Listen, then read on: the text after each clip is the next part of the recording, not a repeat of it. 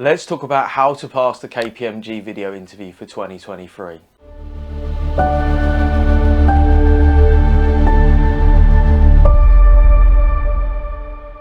What's up guys, it's Mike from Job Ready English here with another Pass the Interview video. Today we're going to be talking about one of the big four professional services companies, KPMG, and how you can pass their video interview in 2023. If you want more videos like this, then make sure you subscribe by clicking the button down below. And if you want even more help passing your KPMG video interview, then make sure you click the link down below for the KPMG Pass the Interview pack and join over 6,000 people who've now taken our courses. And as ever, thank you so much for supporting us and for supporting the channel. So without further ado, let's get into it. Going to start off with 5 fast facts about KPMG, going to explain about what you can expect in the video interview process. We're going to talk about most common questions and some other questions that we came across and how you should think about answering those questions. And everything that I'm going to be using is taken from our most recent research note, which is based upon candidates' experience from the last 6 months and should be pretty realistic for what you're going to experience in the real thing. So let's start off with 5 fast facts about KPMG.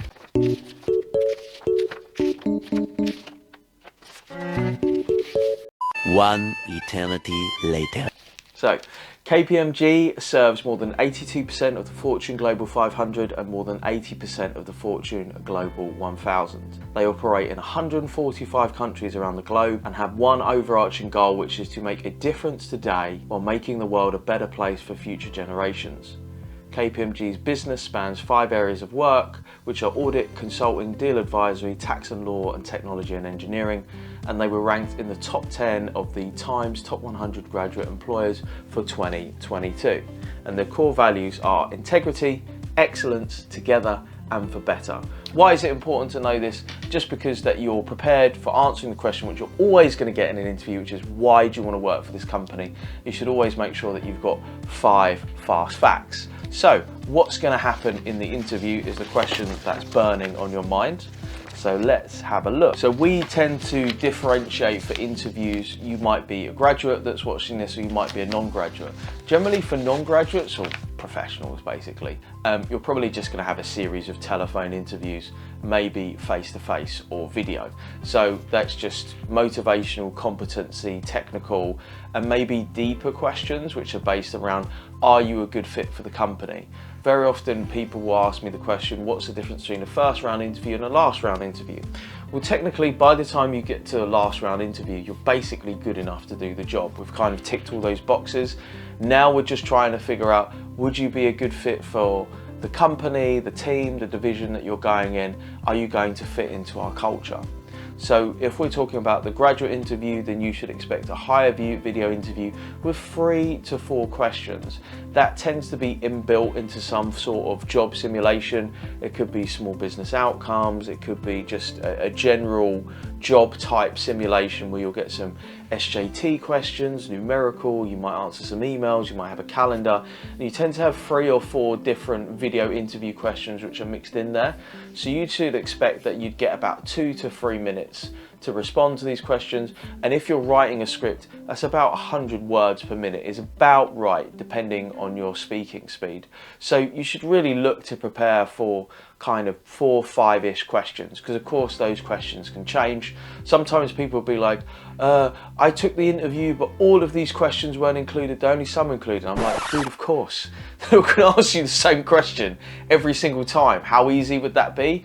So they'll have, you know, companies will sort of have a bank of questions that they will just randomly put in, probably like 20 or 30 different questions. So they're always going to be different, but some questions just come up over and over again. So let's look at the most common questions that you can expect to find when you're doing the KPMG video interview. So we picked out 6. Why KPMG and what are the skills that you can bring to the table? Now this is quite a big question, so why KPMG? Would use our fast facts like the one that we used. Always make sure that you're picking out specific facts. Now you can easily get this from about us, history, core values, annual report from the, the chairman or the CEO's statement. Really should only take you about 15 minutes. If it's taking you longer than that, then what are you doing, basically? And if you can't find facts about the company, you're just being lazy. I'm gonna be honest with you. So whenever I jump on one-to-ones, they're like, I just couldn't find out facts about the company. I'm like, dude, really? Do you not know how to use Google? And I'll literally sit there and screen share and go, in 5 minutes, I'll be like, right, that's like 8 facts. So just pull out some facts, doesn't really matter what they are, just as long as they're specific to the company.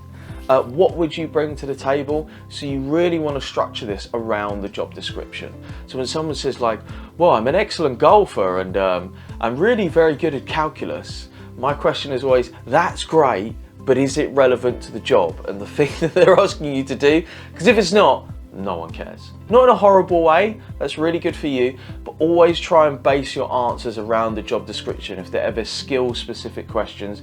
This is the same for behavioural questions. If you're ever kind of sitting there scratching your head going, I wonder what questions they're going to ask me, you can pretty much tell from the job description, because if they're saying we want people with these skills, this experiences, then the chances are those are the questions they're going to ask, because they're going to ask questions to figure out, do you have the stuff that's on the job description? Question 2, what is one time you worked with a difficult teammate and how did you handle it? Now, I know none of us have ever worked with difficult people. So when you're working with somebody difficult, this is really talking about conflict resolution. Now, if you can, choose something that's from work, but if not, from your studies or from some volunteering. So what does this really mean? Well, when we're trying to choose somebody that we think, well, they're a little bit difficult, the first thing is, what were you doing? So this is the situation task. What, where were you? What were you doing? So situation task. And the action, try to be clear about what the difficulty is or why. Generally, it's because they're not pulling their weight. They're not doing the work that's required. A little tip for answering this question as well is use their names. So very often people be like, I had 7 colleagues and I spoke to one colleague and I spoke to another colleague, and I'm like, dude, I'm so confused. What are you talking about? And I'll be like, oh, I spoke to Steve, and then Susan said, I always use Steve and Susan as an example, I don't know why. And then Susan said, and blah, blah, blah. But then at least I can kind of picture a Steve and picture a Susan, so just use their names. So what was the problem? Try to be as specific as possible in your answers. So we're in a group of 4 and we had handed out all the work. A week later, we had a meeting. Steve didn't turn up to the meeting. He wasn't answering any of my phone calls, and he hadn't submitted the work that needed to get done. So he was holding the rest of us up. Okay, cool. So that's the problem. On the face of it, Steve's a lazy SOB. What are you doing, Steve? So then what happened? So actually, we're at university. I went and I knocked on Steve's dorm door. He answered the door and he didn't look so great. I said, yo, Steve, what's going on? I've been trying to get hold of you the last couple of days. We've got the project due. And then Steve shared that his dad was actually really ill and he'd taken it really badly. So then we started to understand what is the nature of the difficulty, the why behind the what is happening, if that makes sense. And then we can kind of dig into that a little bit more. So how did you resolve that? We sat down, I broke it down with him. I said, you know what if I came round to your dorm room and we went and got some lunch and went to go to the library together? Because actually, Steve's just having a super hard time and he just needs someone to be there for him right now. And Steve was like, do you know what, that'd be really nice. I'm really struggling. And then the situation gets resolved. And just always make sure that you outline what is the result that you achieved. Question number 3, how do you prioritize projects under pressure? Okay, cool. So this seems like a strength question because it's just like, how do you prioritize? Well, the deadline that comes the soonest or whatever's the most important. It's like the strength-based answer, but you might have 2-3 minutes to answer this question. So just provide an example. Try to make sure that you have a number of tasks or projects. I'd say like 2 or 3 is probably a good number. 3 is kind of the sweet spot. Anything more than that, it gets a little bit complicated because you've got to explain each thing that you need to do. So like, well, I had 7 different projects. Then by the time you finish explaining all the projects, you've actually run out of time. So when you're answering this question, just say, right, so what are the projects? When were they due? How do you prioritize? So you might say, well, I prioritize by deadline, by importance, by ease of doing this thing, and then you would outline how you got those tasks done. An important tip for when you're answering this question that I see people not do a lot is they'll just say, I prioritize by deadline and I've got everything done. I was like, right, so you've missed out about 5 steps. So how did you do that? So maybe you said, right, I had my exams and I had my job and also I had a piece of coursework that had to be due in. So I organised my calendar, so on a Tuesday afternoon and a Thursday afternoon I just studied for exams. On a Friday morning I'd work on my course, and then 5 evenings during the week I would work. And then I would make sure that I had enough time to rest.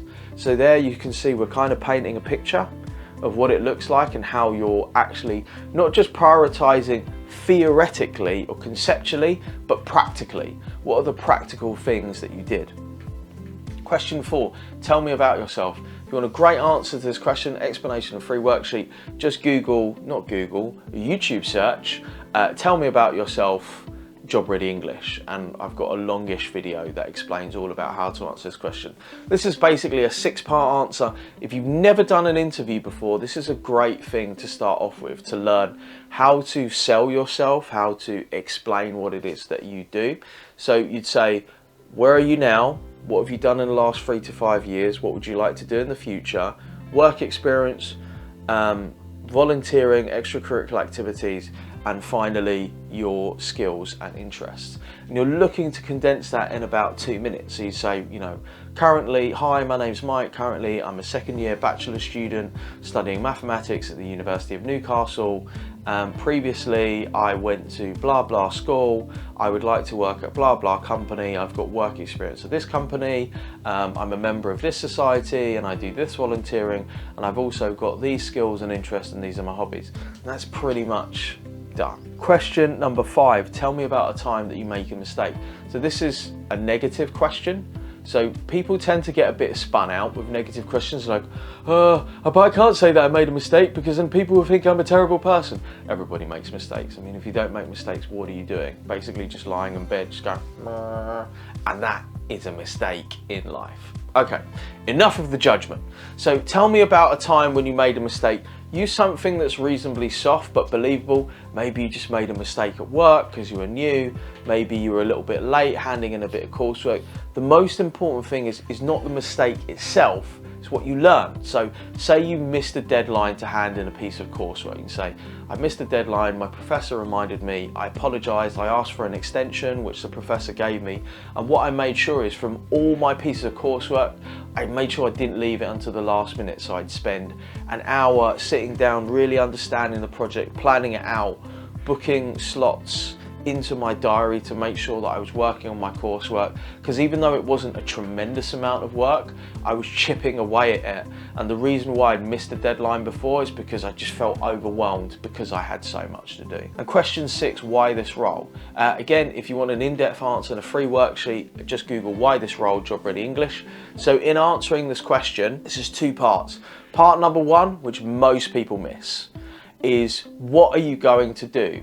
Now, whenever I say that to people in one-to-ones, they're like, what do you mean what I'm going to do? Well, I've just they've advertised a job. They know what I'm going to do, but they want you, and most importantly, the video interview software that you're probably going to be using is going to be looking for keywords from the job description. So it's going to be saying, well, I'm going to be working with Excel, or I can code in C++, or I'd be speaking to clients. The algorithm is happy because it goes, oh yeah, they mentioned all of these keywords, phrases, sentences that correspond with the job description. They're a much better match. And the second thing is that you're going to outline maybe 2 or 3 skills that are really important to make sure that you can get the job done effectively, and just give some proof. I've got great Excel skills because I've taken an advanced course in Excel and I had to use it in my 2nd year module for financial analysis, for example. So here's a couple of other questions that you could get. We'll just go through this in a quick fire round. Where do you see yourself in 5 years? Here. Qualified manager, running a team, that's pretty much it, not somewhere else. Describe yourself, very similar to tell me about yourself, but maybe you might talk about being honest, loyal, hardworking. A good way to think about this is like, how would your best friend describe you? How would your partner describe you? What's something interesting that people don't know about you? Explain a recent project. That could be your dissertation, it could be something that you did at work, and really just break this one down. So here's what I had to do, here's why it's important, here's the steps that I went through to make sure I got it successfully, and here's why it was a success. Question number 4, how do you balance your work life or your classes? This is really just about organisation and time management. So just clearly outlining, first of all, what are the buckets of things that you have to do. So you've got like studies, social, work, volunteering, societies. So these are the buckets. How do you assign and allocate time to these tasks? Guys, wherever you are, whatever you're doing, I wish you the best of luck with your KPMG video interview. Please, if you've enjoyed this video, make sure you hit like. It helps more people to find the video and it's going to help more people get jobs, not just you. Let us know what your experience was like down in the comment below. Have you gotten a job like so many people watch our videos? Please share that with us. Share that with me. I read every single comment and I reply to every single comment. Good luck. Bye.